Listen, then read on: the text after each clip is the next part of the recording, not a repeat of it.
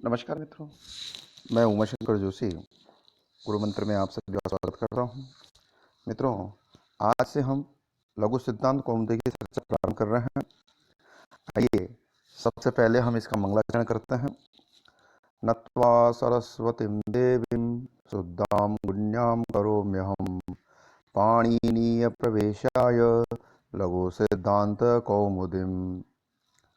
अर्थात नत्वा सरस्वतीं देवीं शुद्धां गुण्यां करोम्यहं पाणिनीय प्रवेशाय लघु सिद्धांत कौमुदीम्। ये जो मंगलाचरण है, इस मंगलाचरण में जो लघु सिद्धांत कौमुदी के रचयिता हैं वरदराजाचार्य है, वो नत्वा यानी नमस्कार करके सरस्वती देवी, जैसे सरस्वती देवी को शुद्धाम गुण्याम करोम्यहम, शुद्ध और उत्तम गुण से युक्त जो सरस्वती माँ है उसको प्रणाम करके करोमी अहम, मैं वरदराजाचार्य माँ शारदे को प्रणाम करके पाणिनीय प्रवेशाय, पाणिनीय प्रवेशाय, पाणिनीय से तात्पर्य मित्रों कि पाणिनि महोदय द्वारा जो विरचित व्याकरण शास्त्र है, प्रवेश के लिए लघु सिद्धांत कौमुदीम अर्थात लघु सिद्धांत कौमुदी की रचना करता हूँ। तो मित्रों, परीक्षा में प्रश्न पूछा जाए कि बताइए लघु सिद्धांत कौमुदी के रचयिता कौन है, तो मित्रों हम बताएंगे वरदराजाचार्य। आइए मित्रों, अब इस प्रकरण में सबसे पहले संज्ञा प्रकरण का उल्लेख है और संज्ञा प्रकरण का प्रारंभ हो रहा है माहेश्वर सूत्रों से। तो यहाँ ये जो आपके जो 14 सूत्र दिए गए हैं संज्ञा प्रकरण में, इन 14 सूत्रों को ही क्या कहा जाता है मित्रों? माहेश्वर सूत्र कहा जाता है। तो मित्रों चर्चा करते हैं।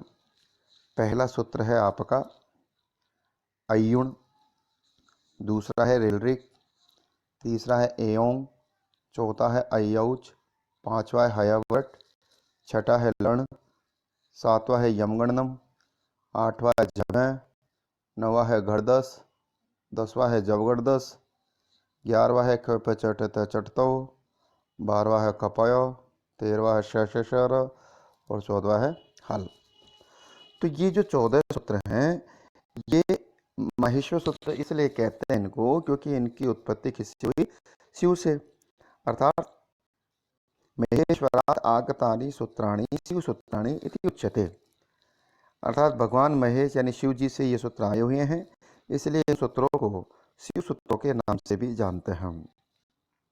और इन शिव सूत्रों में जो अंतिम वर्ण है, जैसे अयुण में मित्रों अंतिम वर्ण क्या है? नय है। ऋलऋक में क्या है? क है। एयोंग में क्या है? ज्ञ है। अयौच में क्या है? च है। हयव्रट में क्या है? ट है। लण में ण, यमगणनम में म, जब में य, गणदस में श, जब गणदस में स, कप चटता चटतो में ब, कपय में य, शच शहर में य और हल में ल। तो ये जो 14 वर्ण हैं, इन 14 वर्णों को हम इत संज्ञक कहते हैं। क्या कहते हैं मित्रों? इत संज्ञक। क्या कहते हैं? इत संज्ञक, यानी कि इनका अलग से एक नाम है और उस नाम को किसके नाम जानते हैं हम? इत संज्ञक वर्णों के नाम से जानते हैं हम। इन इत संज्ञक वर्णों का ही क्या हो जाता है मित्रों? लोप हो जाता है। लोप होने से पहले अद्रसनम लोप से इनकी कौन सी संज्ञा होती है? लोप संज्ञा होती है। मित्रों आज हमने माहेश्वर सूत्रों की चर्चा की। इसके बाद में जो पहला सूत्र है वो है मित्रों हलंत्यम। कौन सा सूत्र है मित्रों? हलंत्यम सूत्र है। अब ये जो हलंत्यम सूत्र है, ये हलंत्यम सूत्र ये कहता है कि उपदेश अंतिम हलित्या, पाणिनि आदि जो आचार्य हैं उनके द्वारा जो उपदेश है, जो धातु सूत्र आदि का जो अंतिम वर्ण है, वो कौन सा संज्ञक होता है? इत संज्ञक होता है। सूत्रों को तो एक टिप्पणी दे रखी है हमारे यहाँ पर। पाणिनि मुनि ने प्रत्येक सूत्र में पूरे पद नहीं दिए हैं। सूत्रों का अर्थ पूरा करने के लिए पूर्वोक्त सूत्र से कुछ पदों को अगले सूत्रों में ले आते हैं। इस कार्य को हम किसके नाम से जानते हैं मित्रों?